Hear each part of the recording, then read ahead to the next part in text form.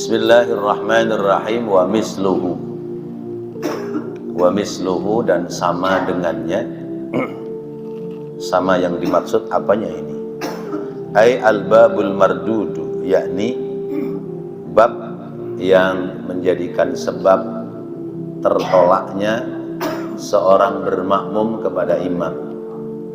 Kembali ke wa minha ilmun bil intiqali imamin, yaitu makmum harus mengetahui pindahnya gerak rukun fi'linya imam.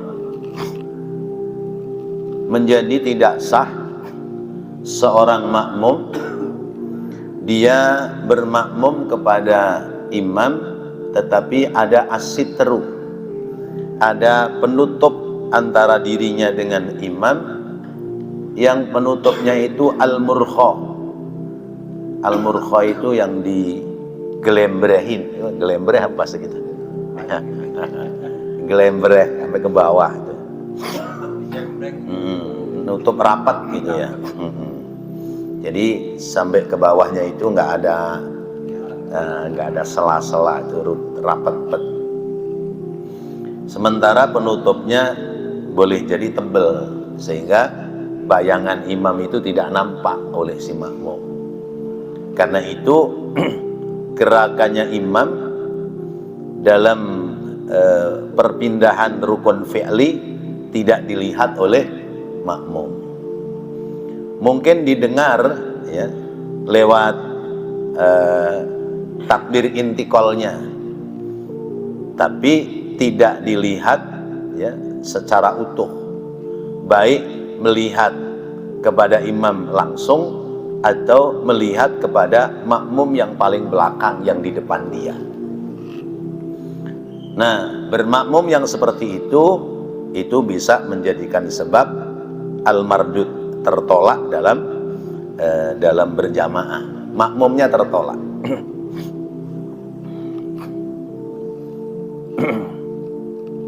Nah, kalau misalnya zaman sekarang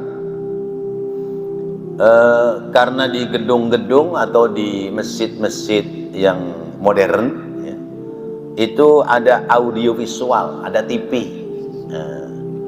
Pakai TV. Jadi ini orang jamaah di bawah, dia makmum di atas tapi ada TV. Gerakan imamnya kelihatan. Sah apa enggak?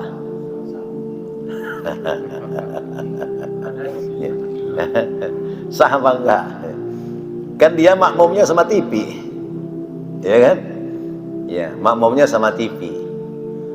Kalau antara ruangan atas dengan ruangan bawah masih nyambung, ya seperti pelajaran yang lalu kemudian jajarannya, jaringannya jamaah itu kelihatan, maka sah. Tapi kalau dia sendirian di atas ya, ruangnya tertutup, sah apa enggak?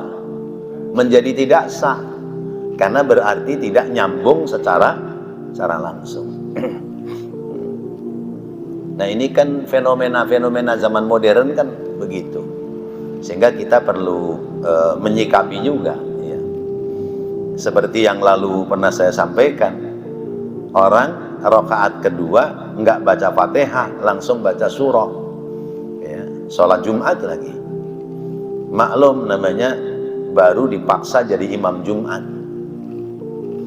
Jadi sunnahnya imam Jumat kan sabihis sama hal ataka ya, rakaat pertama sabihis lancar udah. Rakaat kedua karena yang dipikirin hal ataka, Fatihahnya lupa. Bismillahirrahmanirrahim. Hal ataka hadisul ghashiyah wujuhu yawma idzin khashi'ah. Subhanallah ya, makmum pasti ngucap subhanallah karena tertinggal Fatihah. Diulang lagi, Bismillahirrahmanirrahim. Hal ataka hadisul ghashiyah. Subhanallah. Waduh, celaka ini. Apa ini? Ganti dah tuh ya. Ya. Bismillahirrahmanirrahim. Ya, wattini wazzaituni wa turi sinin. Subhanallah. Akhirnya sampai diganti kulhu masih subhanallah. Nggak nyadar-nyadar nih imam. Bagaimana cara ngingetinya? Ayo. Fatihah, Fatihah. Nah, kalau yang neriakin Fatihah itu batal apa enggak? Ya, zahirnya sholat dia batal, tapi hakikatnya dia menyelamatkan sholat Jumatnya orang semasjid. Nah, di sini perlu ijtihad. Itu ngomong Fatihah itu batal apa enggak? Ya. Ya, kalau batal berarti dia membatalkan, ya, padahal sudah dapat 1 rakaat. Berarti di rakaat kedua dia menyelamatkan imam dan jamaah yang lain, dia mengulang rakaat kedua yang lain, bagi dia rakaat pertama, mengulang lagi dari takbiratul ihram. Nah, hal-hal seperti ini ya kadang-kadang terjadi. Jadi kalau antara imam dan makmum ada as-sitru al-murkha, ada penghalang yang menutupi rapat, maka si makmum menjadi tidak sah bermakmum kepada imam. Aw lam yaqif ahadun, atau tidak ada yang berdiri seorang pun, khida'u munfadin, ya. Hida'u munfadin, ya. Tempat yang bisa nembus, ya. Tempat yang bisa nembus menyambung kepada imam, lam yasihu, maka menjadi tidak sah. Ya. Makmum dia mengambil tempat yang lam yaqif ahadun, ya. Ai lam yahillu ma yamna'ul mururu awir ru'yata bi anna hala ma la yamna'u dhalika walakin lam yaqif ahadun hidha'a munfadin fi dhalikal ha'il. Jadi yang kedua, makmum menjadi tidak sah kembali pada judul awalnya, yaitu ilmul intiqal alal imam, mengetahui tentang perpindahan gerak rukunnya imam. Maka kalau tidak tembus kepada imam, sementara tidak ada makmum yang bisa dijadikan pedoman untuk mengikuti geraknya imam, maka menjadi tidak sah. Lam yasih al-iqtida'u fihima, maka tidak sah bermakmumnya pada keduanya. Antara imamnya sah saja sholatnya, makmumnya yang tidak sah. Karena apa? Karena makmum tidak melihat gerakannya imam, tidak pula melihat gerakannya makmum yang ada di depan si makmum yang terakhir ini. Paham gak nih? Imam di sini, ya, ini tertutup rapat nih, ya. Pintu terbuka, ada orang makmum di belakang pintu terbuka, maka sah dia sekalipun tidak melihat imam, karena lihat makmum yang paling belakang, depannya dia. Nanti ada lagi, kalau pintunya tertutup, ya sah apa enggak? Tidak sah. Pintu tertutup yang tidak bisa dibuka karena terkunci. Nah, sekarang kalau pintunya dibuka setengah perjalanan sholat, ada angin, jeblak tuh pintu, nutup, sah apa enggak? Nah, itu nanti ada di sini. Wa idza waqafa wahidun, wa idza waqafa, dan apabila ada berdiri wahidun seorang makmum, ya, minal makmumina dari makmum-makmum yang ada, hidha'al munfadi, ya, yang ada di hadapan tempat yang dia mengerjakannya, hatta yaral imama, sehingga si makmum melihat makmum depannya melihat makmum depannya, terus sampai kemudian makmum paling depan melihat gerakan imam. Au ba'dhu man ma'ahu, atau sebagian dari orang yang bersama dengan imam, fi binaihi, di dalam bangunan salatnya. Fahina idzin, maka saat itu tasihhu salatu man bil makanil akhari, menjadi sah salatnya orang yang berada di tempat yang lain. Kenapa sah? Tabi'an lihadal musyahidi, karena dia mengikuti pada orang yang dia lihat di depannya. Jadi karena yang makmum itu banyak, ya kayak misalnya zamannya apa itu, sholat di Senayan tuh, ya dulu kan pernah sholat di Senayan ya, di Senayan, di Monas ya, ya 212 ya. Imamnya di mana, makmumnya bisa kemana-mana itu kan. Lah itu kan makmum kan nggak pada lihat imam, tapi makmum lihat makmum yang ada di depannya, yang di depannya lihat lagi ke depannya, depannya lihat lagi depannya, terus sampai akhirnya makmum paling depan lihat imam. Nah itu sah, sekalipun jaraknya misalnya sampai 200 meter, 300 meter misalnya, karena masih nyambung.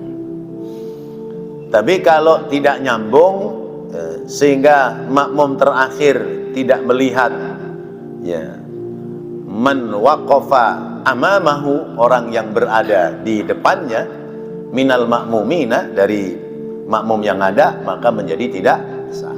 Tapi kalau masih melihat, fahina idzin tasihhu salatu man bil makanil akhari, menjadi sah salatnya orang yang ada di tempat lain. Karena tabi'an lihadal musyahidi, mengikuti pada orang yang dia lihat di depannya. Fahuwa fi haqqihim, fahuwa, maka orang yang dilihat di depannya itu fi haqqihim, pada hak mereka, kal imami, seperti imam. Makmum yang paling belakang bagi makmum yang baru datang itu status makmum paling belakang seperti imam, karena gerakan dia mengikuti imam. Nah, ini kasus nih, tadi saya sholat asar ya, musolanya kecil, separuhnya ini ya, penuh ya.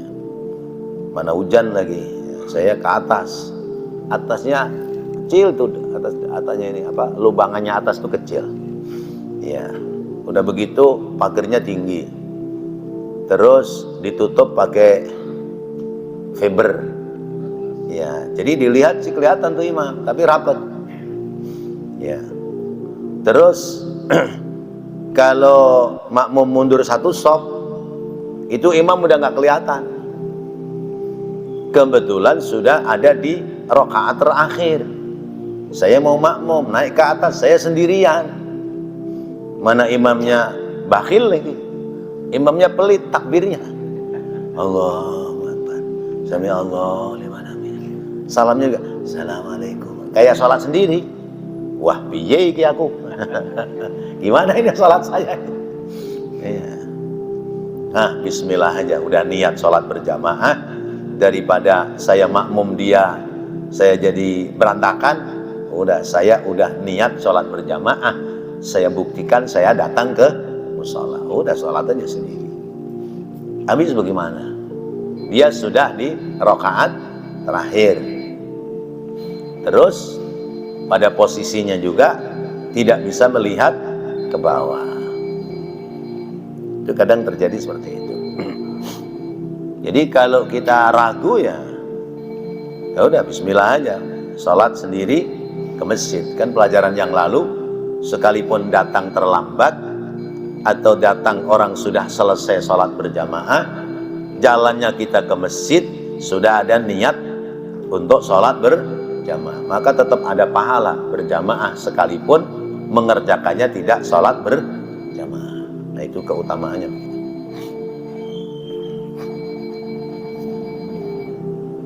Hatta la yajuzul taqaddumu, hatta sehingga la yajuzu tidak diperbolehkan at-taqaddumu mendahuluinya si makmum alaihi kepada imam atau kepada pengganti imam, yaitu makmum yang ada di depan dia.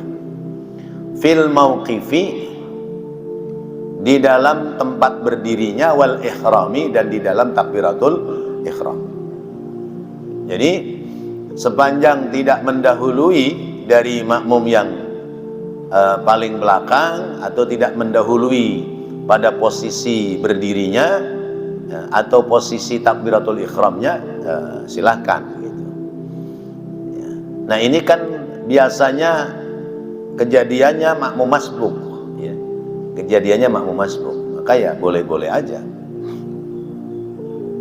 Nah misalnya kita takbiratul ihram terus imam langsung ruku, tetap kita sesudah takbiratul ihram tumakninah dulu, ya. Allahu Akbar, ya, misalnya biasanya sedekap dulu sesaat, baru ruku ngikutin gerakan rukuknya imam. Ya. Wala ba'sa, dan ora opo-opo itu, la ba'sa itu tidak mengapa, ya. Bitaqaddumi, dengan mendahuluinya si makmum yang baru alaihi, kepada pengganti imam, makmum yang paling belakang, fil af'ali, di dalam pekerjaan, dalam fi'liyahnya. Wala yadurruhum, dan tidak merusak, ya, pada makmum yang di belakangnya, butlanu sholatihi, kebatalannya sholat makmum yang dilihat oleh makmum baru di depannya, ba'da ikhramihim, sesudah takbiratul ihramnya mereka, alal aujuhi, atas pendapat yang disepakati. Jadi gini, itu makmum nggak lihat imam, lihatnya makmum paling belakang. Begitu sudah takbiratul ihram, sudah dapat 1 rakaat, makmum yang ada di depan dia batal. Otomatis kan dia nggak melihat lagi itu sama makmum yang di depan dia. Nah, itu apa ikut batal apa enggak si makmum yang belakangan? Ya, keterangan ini la ba'sa. Yang batal kan dia. Kita makmum yang belakangan nggak batal. Jadi ya terusin aja. Sekalipun tidak lagi melihat gerakan si makmum yang batal, karena paling depan, paling belakang dari jamaah dan paling depan kita. Itu la ba'sa, boleh, nggak apa-apa. Karaddir rihi albaba asna'uha. Nah ini seperti kejadian pula, ya, bahwasanya raddur rih, menutupinya angin, albaba, akan pintu, asna'aha, dalam perjalanan sholat, ya. Pintunya kebuka, makmum ini di belakang pintu, karena pintunya buka masih bisa lihat makmum yang depannya. Tiba-tiba angin nyiup, nutup dah tuh, blak. Lalu bagaimana? Batal apa enggak? Nah, di sini terangkan tidak batal. Li'annahu, karena bahwasanya hal seperti itu yughtafaru fid dawami, yughtafaru, menjadi dimaafkan, fid dawami, selamanya. Mala yughtafaru, ya, apa-apa yang tidak dimaafkan, fil ibtidai, pada permulaannya. Kalau tertutupnya pintu dari pertama kali sholat, maka tidak dimaafkan, tidak sah. Tapi kalau tertutupnya pintu di tengah perjalanan sholat, maka itu masih dimaafkan. Far'un, cabang. Law waqafa ahaduhuma fi uluwin wal akharu fi safalin. Nah, sekarang ini ada sholat di atas sama sholat di bawah, ya. Law waqafa, seandainya berdiri, ahaduhuma, salah satu dari keduanya, antara imam dan makmum, fi uluwin, di tempat yang tinggi, wal akharu fi suflin, dan yang lain di tempat yang rendah, atau imamnya di atas, makmumnya di bawah, atau kebalikannya, imamnya di bawah, makmumnya di atas. Ushturita adamul haylulati, disyaratkan sahnya ketiadaannya penghalang. Kalau nggak ada yang menghalangi boleh. La muhadatu qadamil a'la ra'sal asfali. La muhadatu, tidak menghadapkan, tidak menghadapkan qadamul a'la, kakinya yang di atas, ra'sal asfali, di atas kepalanya orang yang di bawah. Jadi sebut saja imamnya di atas, makmumnya di bawah. Kaki imam yang di atas ke bawahnya lempeng sama kepalanya makmum yang di bawah, nah itu nggak sah. Atau sebaliknya, imamnya yang di bawah, makmumnya yang di atas. Maka kalau imam di bawah, makmum di atas, kaki makmum yang di atas sejajar dengan kepalanya imam yang di bawah, maka sholat berjamaahnya menjadi tidak sah, karena berarti kan sejajar. Berarti kalau imamnya yang di atas, makmumnya yang di bawah agak ke belakang. Kalau imamnya yang di bawah, makmumnya yang di atas, makmum yang di atas harus agak ke belakang. Apa iya mungkin terjadi begitu? Ya bisa aja. Suami istri lagi kesel, lagi marah, tapi tetap ingin sholat jamaah. Kata istrinya, wah, makmum di belakang situ, saya makmum dari atas. Ya udah, suaminya imam di bawah, istrinya makmum dari atas. Gitu. Ini umpama itu.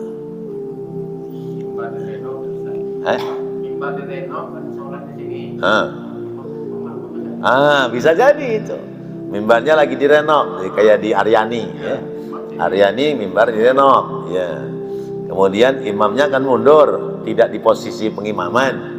Makmum yang di atas harus ikut mundur. Kalau nggak mundur ya berarti dia di depan imam atau sejajar dengan imam. Ya betul, itu di Aryani sedang terjadi seperti itu. Ya, contohnya. La muhadatu qadamil a'la ra'sal asfali.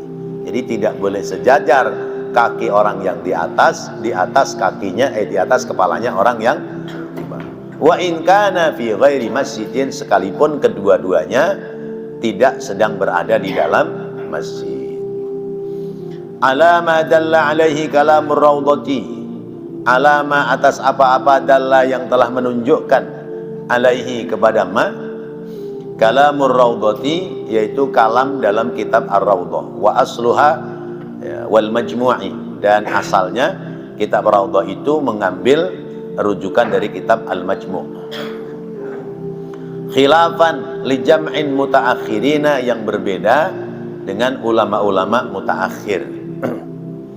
Wa yukrahu, dan dimakruhkan irtifa'u hadihima, meninggikan salah satu dari keduanya alal akhari, atas yang lain, bila hajatin, kalau tidak karena ada hajat, walau fil masjid, sekalipun ada di dalam masjid. Jadi ulama-ulama salaf membolehkan saja sekalipun tidak ada udzur. Tapi ulama-ulama khalaf mengatakan sholat berpisah di atas sama di bawah, kalau ada udzur boleh, kalau nggak ada udzur nggak boleh, sepanjang di bawah masih ada tempat untuk berjamaah. Jamaah di bawah baru 1 shop 2 shop, dia pinginnya di atas, gitu. Nah itu nggak boleh, karena masih bisa di bawah. Kecuali ada udzur. Ada udzur itu misalnya yang di bawah itu ada jamaah, ada yang makmum, dia kenapa di atas? Karena di atas ada misalnya anak-anak kecil yang perlu ada penjagaan, kalau enggak takut lari-lari loncat pagar misalnya, atau sedang ada binatang buas, sehingga perlu ada penjagaan, atau udzur-udzur yang lain, itu boleh. Tapi kalau kata ulama khalaf, ulama-ulama mutaakhir, kalau di bawah masih sempat, masih ada tempat, maka menjadi makruh, bahkan menjadi tidak sempurna dalam sholat berjamaah. Sampai di sini ada yang komunikasi, silahkan. Ya. Bagaimana caranya kalau keluar dari barisan, karena dibatal, posisi yang batal nih pertama, kedua penuh, apa tetap duduk? Ya. Bagaimana caranya kalau kita jadi makmum batal, padahal kita adanya di tengah? Apakah kita harus keluar atau kita duduk aja di situ? Gimana Ustaz? Kalau kita keluar itu melewati jamaah, maka bisa merusak kekhusyuan jamaah.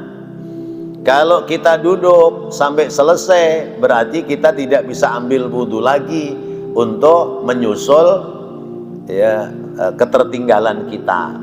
Pilih mana dari dua hal itu? Maka pilih duduk sampai selesai orang berjamaah. Selesai orang berjamaah, baru kita bangun ambil wudhu. Kalau syukur-syukur ada orang lain yang datang atau ada makmum yang belakangan, udah kita ngikut aja makmum yang belakangan. Kok misalnya nggak ada, kita nunggu ada makmum lagi yang baru datang, ajak sholat berjamaah. Kalau misalnya nggak ada, tetap kita mendapati bagian pahala sholat berjamaah, sekalipun sholatnya zahirnya sendirian, daripada kita melangkahi orang-orang yang sedang sholat ya, sementara itu bisa merusak kekhusyuan mereka. Demikian ya. Tanya sholat Jumat ini di masjid, jemaahnya terlalu lebar nih. Ini mau menghadap ke jemaah sini mereng gini, apa lurus? Sedangkan di sini mau sholat masih lurus gitu. Ya, ini masjid. Ya, ini imam lebar sana. Di luar nih Ustaz, di luar. Oh di luar, di lapangan. Ya, di lapangan. Di lapangan orang mengambil shaf, apakah lurus ke kiblat, apa nengok ke masjid? Gimana? Ke masjid atau ke kiblat? Ke kiblat. Iya. Ke masjid. Iya, mereng ya. Jadi misalnya nih, Nurul Iman, salat Idul Fitri, ya kan? Salat Idul Fitri, Idul Adha, atau Al Muslimin lah, ya. Itu kan jalanan dibikin sop kan, pakai apa? Kapur, pakai garis, ya. Nah itu mengapa menghadapnya ke masjid? Karena masjid sebagai posisi arah kiblat. Ya, masjid ini posisinya posisi arah kiblat. Jadi posisi garis di luar masjid itu disejajarkan dengan garis terakhir di masjid. Nah, langkahnya seperti itu. Nah, karena memang masjidnya juga posisinya miring ke kanan, maka berarti barisannya miring ke kanan. Maka seolah-olah dia menghadap ke masjid. Nah, terus kalau menghadap ke sini bagaimana? Berarti tidak menghadap ke kiblat. Kalau tidak mengarah ke masjid, justru tidak lagi menghadap ke kiblat, karena patokan kiblatnya adalah masjid. Ini saya kasih contoh nih. Ini anggap sih masjid. Posisi kiblatnya seperti ini. Ya. Ini posisi kiblatnya seperti ini. Nah, lalu orang sholat di sini, ngadep kemari apa ke sini? Lah mereng ngikuti kiblatnya masjid. Padahal kalau dia ikut lurusnya, kiblatnya masih lurus. Ya, artinya kalau di garis lurus tidak lagi mengarah ke kiblat, maka garisnya miring ke kanan. Nah, patokannya adalah kemiringan masjid. Sehingga ketika sampai di jalanan posisinya jadi miring. Begitu. Jadi miringnya itu bukan menghadap ke masjid, tapi masjid sebagai patokan arah kiblat. Jadi misalnya ini masjidnya begini, lalu orang sholat di sini, ini sholat di sini atau yang di sini, ini tetap ngambil sejajar dengan kemiringan masjid. Yang di sini bukan ngadep ke sono, ya, tapi ngadepnya sesuai kemiringan masjid. Kalau dia membuat lurus dari jalan, jadi arahnya ke selatan, bukan lagi ke arah kiblat. Demikian. Paham? Nah, baik. Ada lagi? Ya. Ya. Nah.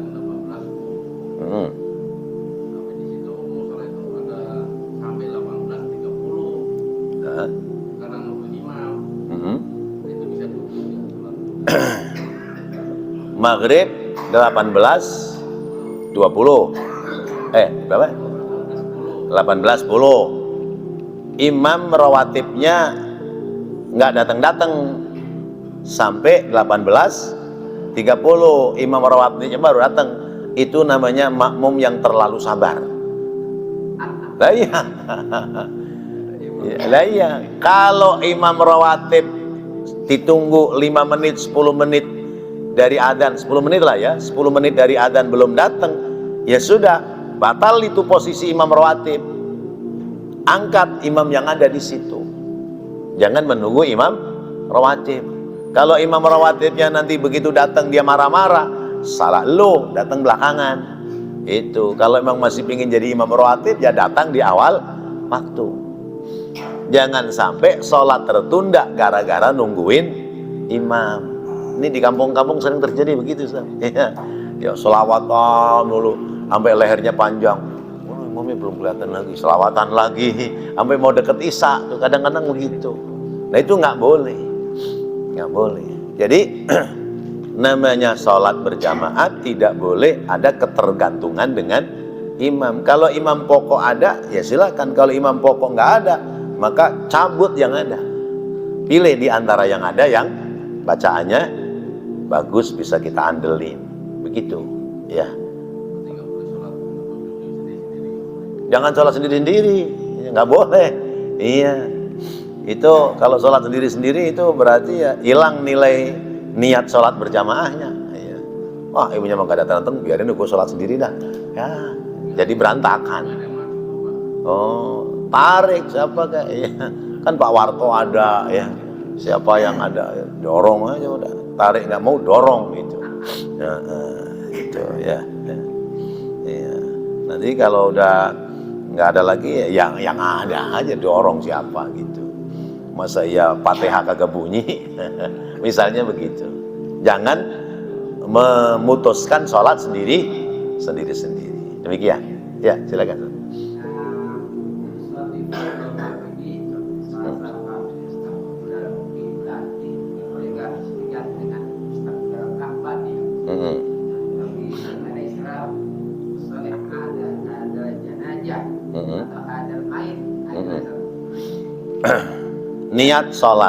Niat sholat itu yang penting faham ya. Usolli fardul maghribi salasa rakaatin mustaqbilal qiblati. Kenapa mustaqbilal qiblati tidak mustaqbilal ka'bati ya? Karena ada istilah rasydul qiblah ya. Rasydul qiblat itu arah kiblat. Arah kiblat itu arah yang diharapkan persis sampai ke Ka'bah. Nah, maka kalimatnya mustaqbilal kiblati. Kalau kalimatnya mustaqbilal ka'bati, persis nggak kita menghadap ke Ka'bah? Susah. Ka'bah gedenya semasjid semusola kita segini. Ya, miring sedikit aja, melencengnya jauh. Maka patokan kiblat itu orang Mekah menghadap ke Ka'bah. Orang luar Mekah menghadap ke Masjidil Haram. Orang luar Arab menghadap ke kota Mekah. Nah, maka diniatkannya tidak mustaqbilal Ka'bati, mustaqbilal kiblati. Arah kiblat yang dimaksud adalah Ka'bah. Tapi kalau mustaqbilal Ka'bati, nggak mungkin kita persis nyudut ke arah Ka'bah. Maka diniatkannya dengan mustaqbilal kiblati, ai biniyati mustaqbilal ka'bati. Demikian maksudnya. Nah, terus tentang salat jenazah. Usolli ala hadzal mayyiti. Ya. Kalau laki-laki, kalau perempuan usolli ala hadzihil mayyitati. Ya. Bedanya bangkai manusia dengan bangkai binatang itu ada pada tasdid ya-nya. Ya. Kalau bangkai binatang maitatun, ya, bangkai binatang maitatun. Kalau bangkai manusia mayyitun, mayyitatun, ada tasdidnya. Jadi bangkai yang berbeda. Maka usalli ala hadzal mayyiti atau usalli ala hadzal mayyitati. Nah, lalu ada yang meniatkan usolli ala hadhil janazati, ya. Saya niat sholat untuk jenazah ini. Jenazah itu berarti fisik jasadnya. Kalau mayyit berarti kematiannya. Bagusan mana? Ya, yang saya pahami ya lebih bagus mayyiti daripada janazati. Nah, itu. Tapi ada pula orang sholat itu dalam makmum sholat jenazah dianjurkan niat sholat mengikuti niatnya imam.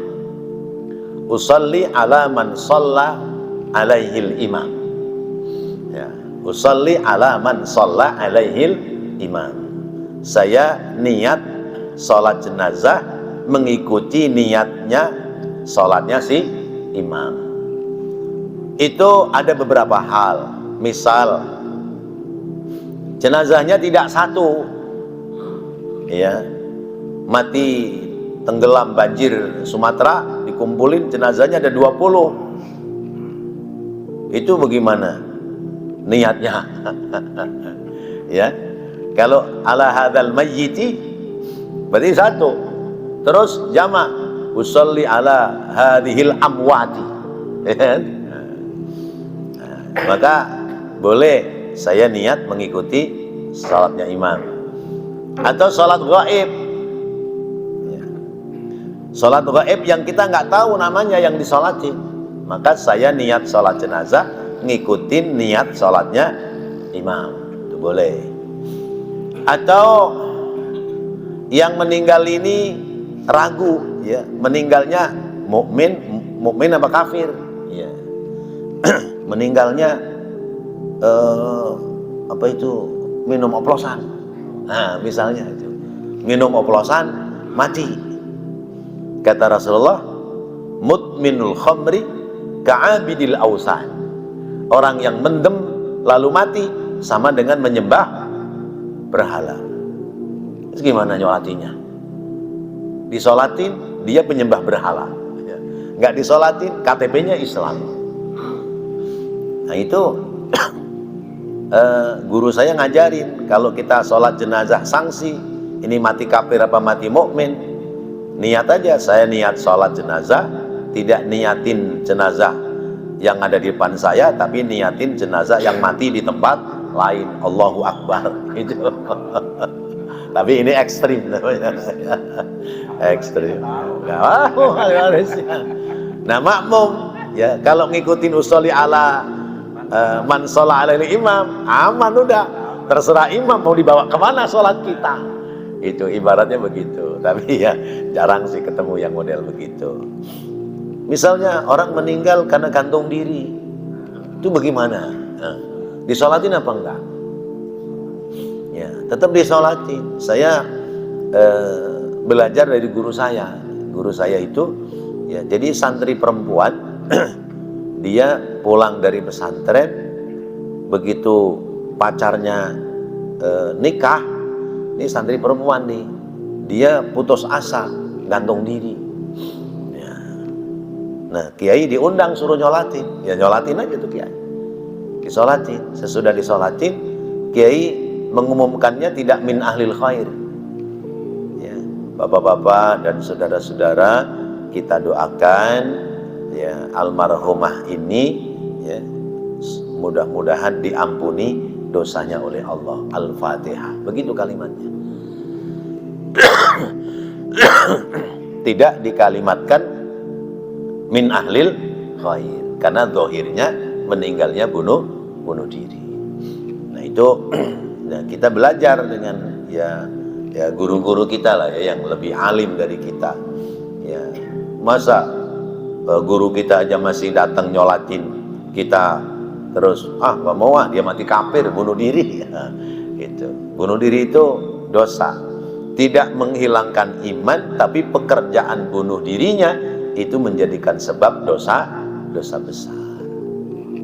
Itu, jadi seperti itu. Baik. Sudah waktu sisa. Hah? Masih 3 menit lagi. Nah, ada lagi silahkan. Ya.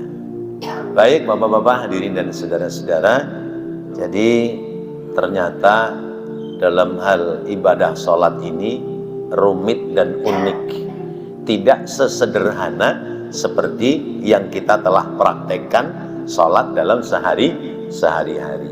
Ada banyak hal yang bisa menjadikan sebab sholat berjamaah kita putus, tidak sah menjadi makmum, manakala ada hal-hal yang menjadi penghalang sempurnanya dalam sholat berjamaah. Maka kita harus mengaji terus, mempelajari terus, sehingga kekurangan kita, kesalahan kita menjadi terkoreksi, pada akhirnya yang salah menjadi benar, insya Allah. Mudah-mudahan Allah jadikan ilmu yang bermanfaat. Rabbana taqabbal minna innaka antas sami'ul alim wa tub alaina innaka antat tawwabur rahim. Rabbighfir warham wa anta khairur rahimin. Wa sallallahu ala sayyidina Muhammadin wa ala alihi wa sahbihi wa sallam. Walhamdulillahi rabbil alamin. Wassalamu alaikum warahmatullahi wabarakatuh.